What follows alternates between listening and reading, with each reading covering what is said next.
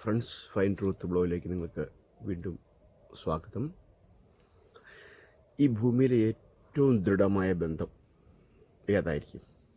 അമ്മയും മകനും, അമ്മയും മകളും ആയിരിക്കും നിങ്ങൾ സ്വാഭാവികമായിട്ട് പറയുക. എന്നാൽ അതല്ല, ഭാര്യ ഭർത്താവ് ബന്ധമാണ് ഈ ഭൂമിയിലെ ഏറ്റവും ദൃഢമായ ബന്ധവും നിലനിൽക്കുന്നതുമായ ബന്ധം. അങ്ങനെ പറയാനുള്ള കാരണമുണ്ട്. എനിക്കറിയാവുന്ന ഒരു അനുഭവമാണ് ഞാൻ പറയാൻ പോകുന്നത്. 2 കുട്ടികളുണ്ട്. ഭർത്താവ് വളരെ കഠിനാധ്വാനിയായ ഒരു മനുഷ്യനാണ്. അദ്ദേഹത്തെ കഴിയുന്ന വിധത്തിൽ പണി ചെയ്ത് അദ്ദേഹം ജീവിക്കുന്നു. പുകവലിക്കില്ല, മദ്യപിക്കില്ല, അനാവശ്യ ചിലവുകളൊന്നുമില്ല. കഴിയുന്ന വിധത്തിൽ കുടുംബത്തെ പ്രവർത്തിക്കൊണ്ട് പോകുന്ന ഒരു മനുഷ്യൻ, കഠിനാധ്വാനി. എന്നാൽ മകൻ അങ്ങനെയല്ല. മൊബൈൽ ഫോണൊക്കെ ഇറങ്ങിയ കാലത്ത്, ടച്ച് ഫോൺ അല്ല, അതിനു മുമ്പ് കീപാഡ് ഫോണൊക്കെ ഇറങ്ങിയ കാലത്ത് ഇവൻ ടച്ച് ഫോൺ മേടിച്ചു. അന്ന് 20,000 രൂപയാണ്, കുറേ വർഷങ്ങൾക്ക് മുമ്പാണ്. അപ്പോൾ അവൻ്റെ ആ ഒരു ജീവിത രീതി കാര്യങ്ങളെല്ലാം കണ്ടു. അവൻ വേറെടുത്താണ് ജോലി ചെയ്യുന്നത്. വീട്ടിൽ നിന്ന് മാറി വേറെടുത്ത് പോയാൽ ജോലി ചെയ്യുന്നത്. അപ്പോൾ ഈ ഒരു ഭർത്താവിനേക്കാൾ മകളെ കെട്ടിച്ച് കല്യാണം കഴിച്ച് വിട്ടു. അപ്പോൾ ഈ ഒരു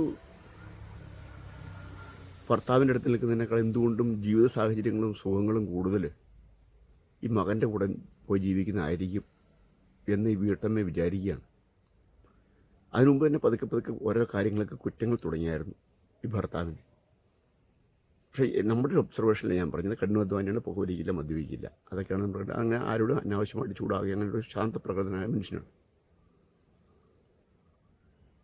ഈ ഭാര്യ ഒരു ദിവസം ഒന്നും മിണ്ടാതെ വീട്ടിൽ നിന്ന് പോയി. എവിടെയാണെന്ന് അറിയില്ല. അന്ന് ഇദ്ദേഹത്തിൻ്റെ കയ്യിൽ ഫോണും ഇല്ല. അപ്പോൾ ഒരു 2 ആഴ്ച കഴിഞ്ഞു പോയിട്ട്. അറിയാവുന്ന സ്ഥലങ്ങളിൽ ബന്ധുക്കളുടെ വീട്ടിലൊക്കെ അന്വേഷിച്ചു, ഒരിടത്തും കണ്ടു കിട്ടിയില്ല. അവസാനം പിന്നെ എങ്ങനെയോ അറിഞ്ഞു മകൻ്റെ അടുത്ത് ചെന്ന് ചേർന്നിട്ടുണ്ട് എന്ന്.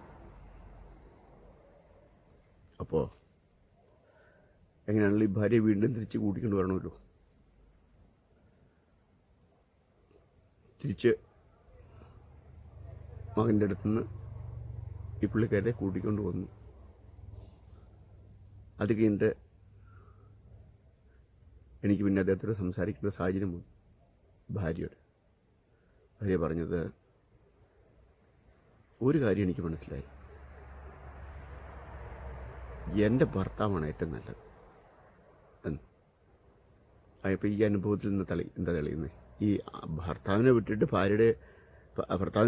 ഭാര്യ ഈ മകൻ്റെ അടുത്ത് പോയി നിന്നിട്ട് ആ ജീവിതം അത്ര സുഖകരമായിരുന്നില്ല എന്നല്ല സൂചിപ്പിക്കുന്നത്.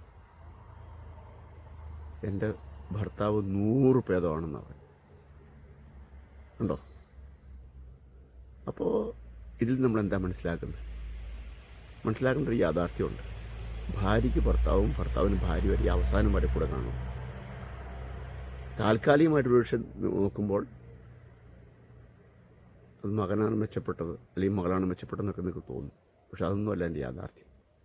എപ്പോഴും കൂടെ ഉണ്ടായിരിക്കുന്ന ഒരു വ്യക്തി നിങ്ങളുടെ ഇണ തന്നെയാണ്. അത് ദൃഢമായ ബന്ധമാണ്, അതിനെ പറിച്ചു മാറ്റാൻ പറ്റുന്നതല്ല. അതുകൊണ്ട് ഈ യാഥാർത്ഥ്യം തിരിച്ചറിഞ്ഞ് നമ്മുടെ പെരുമാറ്റങ്ങളിലും ബിഹേവിയറിലൊക്കെ അതനുസരിച്ച് നിന്നാൽ നമുക്കൊന്ന് മെച്ചമായിരിക്കും. അതാണ് ഈ അനുഭവം നമ്മളെ പഠിപ്പിക്കുന്നത്. അപ്പോൾ അതുകൊണ്ട് മക്കളാണ് മെച്ചം എന്ന് ചിന്തിക്കുന്നതിന് പകരം എൻ്റെ ഇണയാണ് ഏറ്റവും നല്ലത് എന്ന് ചിന്തിക്കുന്ന ഒരു മാനസികാവസ്ഥയാണ് നമുക്ക് വേണ്ടത്. അവസാനം വരെ ഞങ്ങളുടെ കൂടെ കാണുന്നതും അവർ തന്നെയായിരിക്കും. തർക്കമില്ലാത്ത സംഗതിയാണ്. ആയിരക്കണക്കിന് ലക്ഷക്കണക്കിന് ഉദാഹരണങ്ങൾ നമുക്ക് കാണാനുണ്ട് ഇതിന് തെളിവായിട്ട്. അപ്പോൾ അതുകൊണ്ട് ഇപ്പോൾ ചിന്തിക്കുക, ആ ബന്ധം ദൃഢമാക്കാൻ തക്കോണത്തോളം ഞാൻ പ്രവർത്തിക്കുന്നുണ്ട്. എൻ്റെ ഭർത്താവിനേക്കാളും അല്ലെ എൻ്റെ ഭാര്യയെക്കാളും കൂടുതൽ സ്നേഹം ഞാൻ എൻ്റെ മക്കൾക്ക് കൊടുത്തുകൊണ്ട് അവരുടെ താല്പര്യങ്ങളും അവരുടെ ഇഷ്ടങ്ങളും ഞാൻ നിഷേധിക്കുന്നുണ്ടോ? ഞാൻ എപ്പോഴും മക്കളുടെ പക്ഷം പിടിച്ച് സംസാരിക്കാറുണ്ട്. അവരാണ് മെച്ചപ്പെട്ടത് എന്നാണ് എൻ്റെ നിലപാട്. ഈ വിധത്തിലുള്ളൊരു സ്വയം ആത്മപരിശോധന നടത്തുന്നത് തീർച്ചയായിട്ടും സഹായപ്രദമായിരിക്കും. ഇനിയുള്ള കാലം ബുദ്ധിമുട്ട് നിറഞ്ഞ കാലങ്ങളാണ് നമുക്ക് കുടുംബജീവിതത്തിൽ വരാൻ പോകുന്നത്. അതുകൊണ്ട് സംരക്ഷണത്തിനും സുരക്ഷിതത്വത്തിനും കൂട്ടായിരിക്കാനും എപ്പോഴും നമ്മുടെ കൂടെ ഉണ്ടായിരിക്കുക നമ്മുടെ സ്വന്തം ഇണ തന്നെയായിരിക്കും. അതുകൊണ്ട് ഈ യാഥാർത്ഥ്യം മറന്നു പോകാതെ ചിന്തിക്കുക. അപ്പോൾ ഇന്നത്തെ വീഡിയോയിൽ നിങ്ങൾക്ക് ചിന്തിക്കാൻ കഴിയുന്ന ചില ടിപ്സ് പ്രദാനം ചെയ്തെന്ന് ഞാൻ വിചാരിക്കുന്നു. അപ്പോൾ ഈ ചാനൽ ഇതുവരെ നിങ്ങൾ സബ്സ്ക്രൈബ് ചെയ്തില്ലെങ്കിൽ ദയവായി സബ്സ്ക്രൈബ് ചെയ്യുക. നിങ്ങളുടെ വലിയ കമൻറ്റുകൾ രേഖപ്പെടുത്തുക. അടുത്തൊരു വീഡിയോയിൽ നമുക്ക് മറ്റു വിഷയമായിട്ട് കാണാം. അതുവരെ ഗുഡ് ബൈ.